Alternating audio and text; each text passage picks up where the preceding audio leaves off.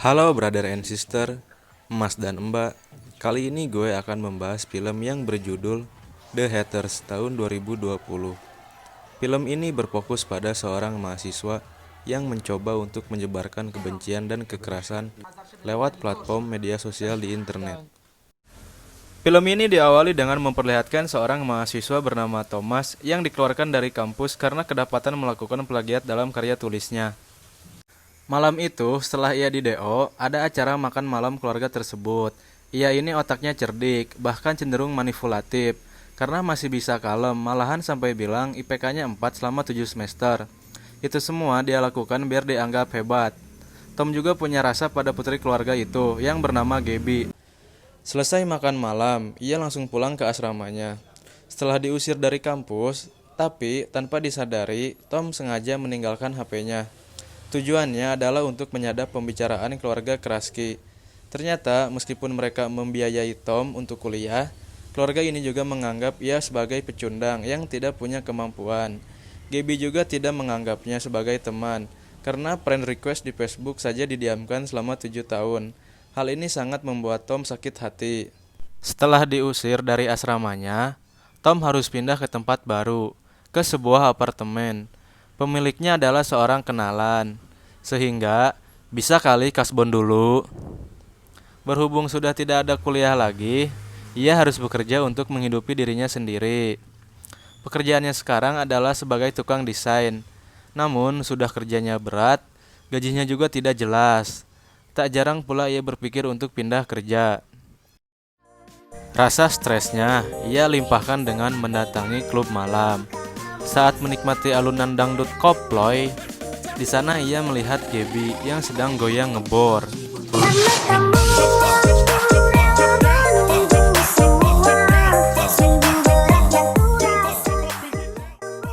Ketika Tom mendekatinya, Gaby yang kepalang tinggi mengajak joget bersama. Mereka kemudian pindah ke tempat joget khusus menggunakan headphone, sebuah terobosan baru dari klub malam yang sekaligus membuka jasa warnet.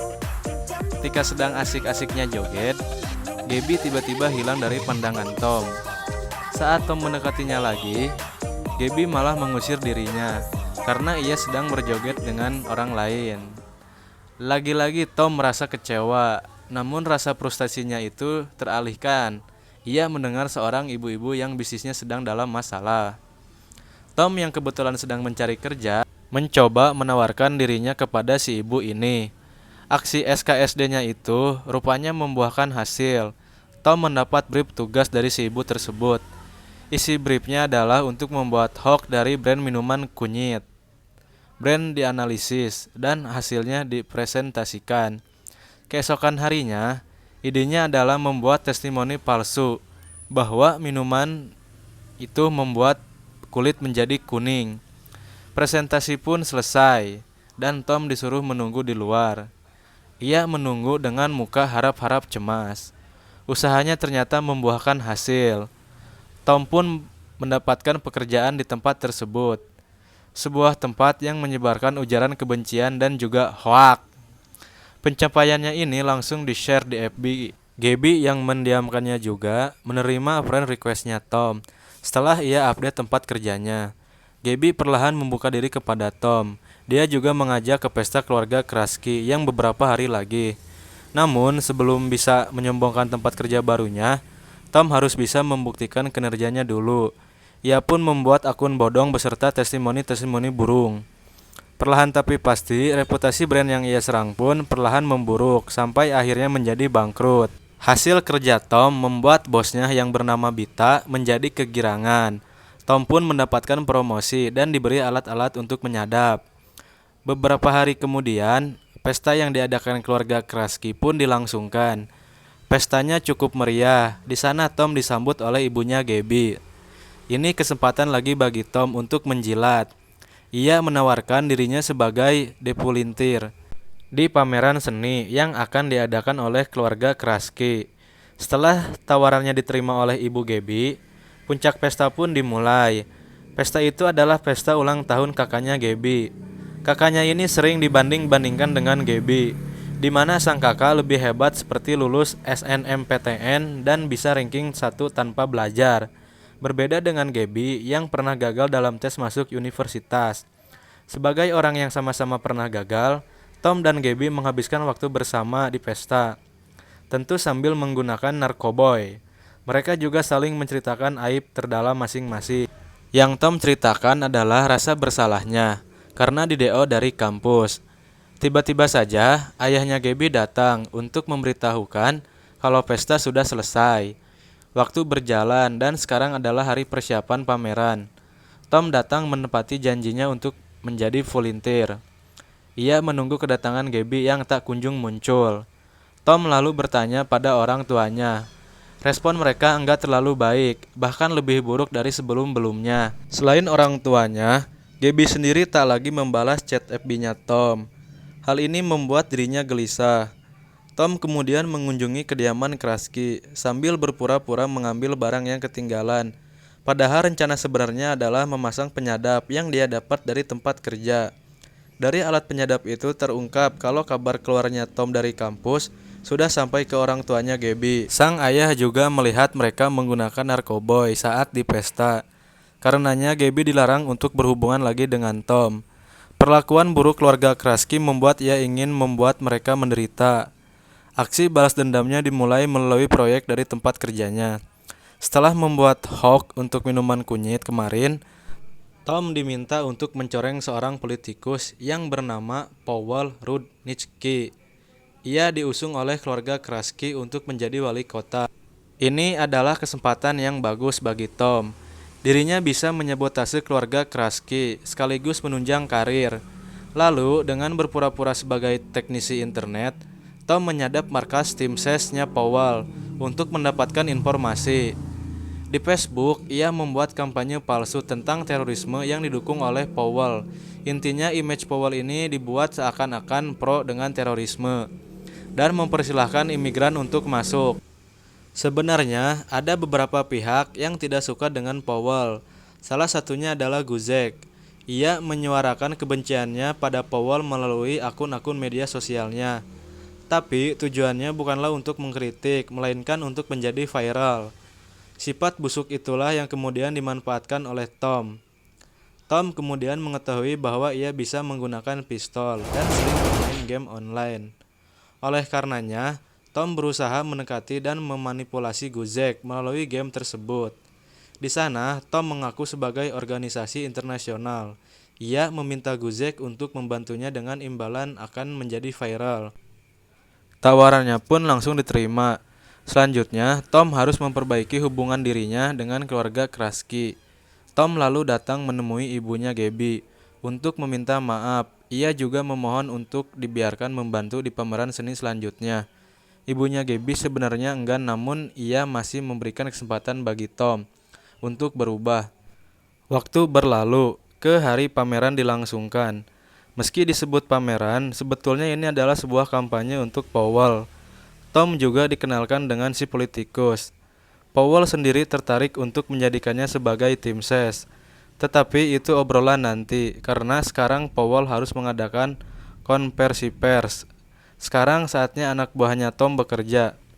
Guzek memberikan pertanyaan-pertanyaan yang membuat citranya Powell menjadi buruk, seperti kebijakan yang akan ia lakukan atau latar belakangnya. Tom sendiri memprovokasi massa dengan bertepuk tangan.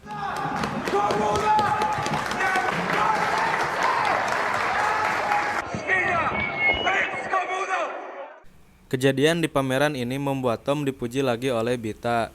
Beberapa hari setelahnya, Tom menemui Powell untuk menjadi tim sesnya. Ketertarikannya Tom terhadap politik sangat meyakinkan bagi Powell. Ia pun diterima sebagai anggota tim ses. Tak perlu waktu lama sampai mereka berdua semakin akrab. Tentu ada maksud tersembunyi di setiap tindakannya Tom. Kali ini ia ingin membuat Powell sebagai pendukung LGBT. LGBT adalah sekumpulan pria-pria yang suka sama pedang. Kemudian, Powell diajak makan malam untuk dibuat mabuk. Selanjutnya, dengan agak memaksa, Tom mengajak Powell untuk singgah ke klub, yang ternyata itu adalah klub LGBT.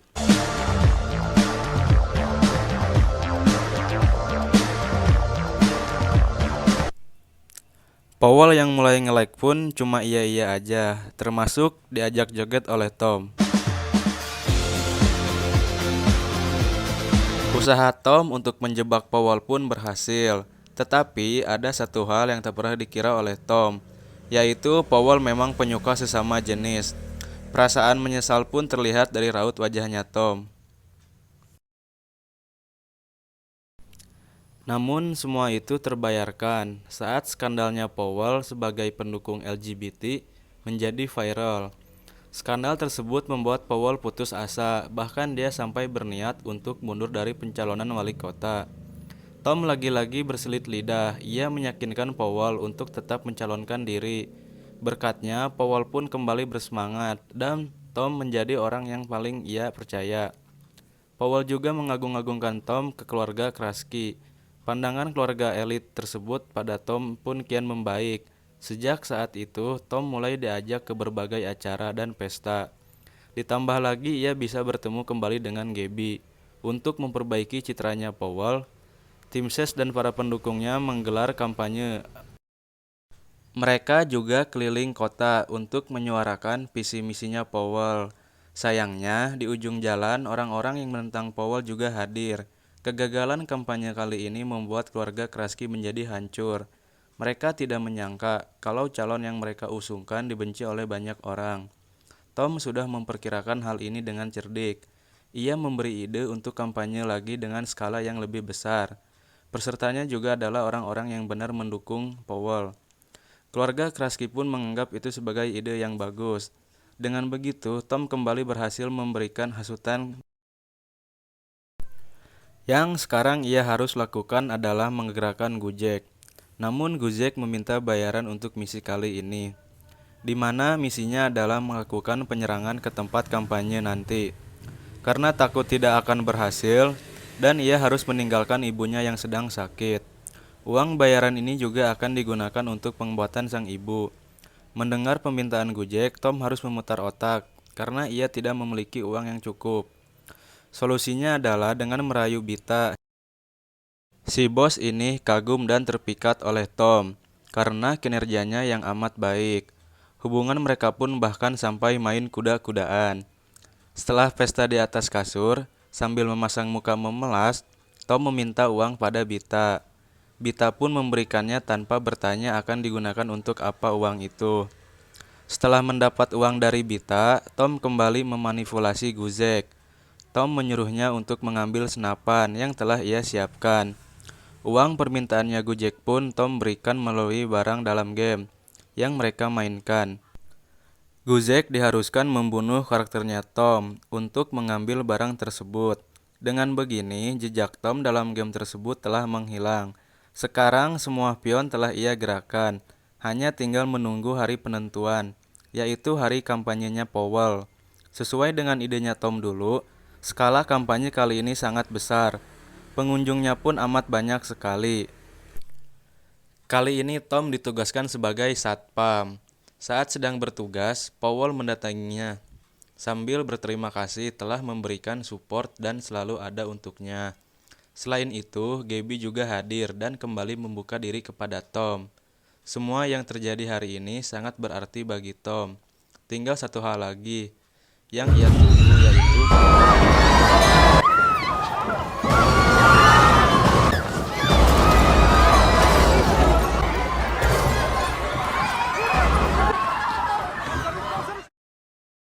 penyerangan Gojek.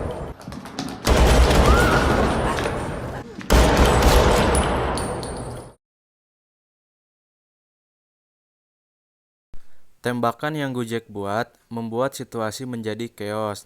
Selain membabi buta, Gojek juga tak ragu untuk menghabisi Powell. Ada satu waktu ketika ia lengah, langsung saja Tom menyerang Gojek. Sayangnya Gojek menusuk Tom dengan pisau. Beruntung bala bantuan segera datang. Tetapi penyerangan ini terlanjur memakan banyak korban, termasuk kakaknya Gabby. Sekali lagi, semua yang terjadi hari ini sangat berarti bagi Tom. Berkat insiden ini, Tom dikenal sebagai pahlawan yang menggagalkan aksi penyerangan. Banyak orang yang berterima kasih kepada Tom di media sosial. Hashtag thank you Tom juga digunakan oleh mereka. Sementara itu, Gojek, meskipun ia bersikeras memiliki komplotan melalui game online, kliennya ini tidak terbukti karena akunnya Tom sudah lenyap. Setelah keluar dari rumah Gering, Tom kemudian mendatangi Bita karena proyek hoak dan skandalnya Powell dipegang oleh Tom. Ia mengancam Bita agar tidak berbuat aneh-aneh atau semua pekerjaan kotornya akan dia bongkar. Pada akhirnya, semua berjalan sesuai dengan rencana Tom, bahkan melebihi ekspektasi. Film ini pun ditutup dengan keluarga Kraski. Keluarga elit ini dibuat bergantung pada Tom yang dianggap sebagai pahlawan.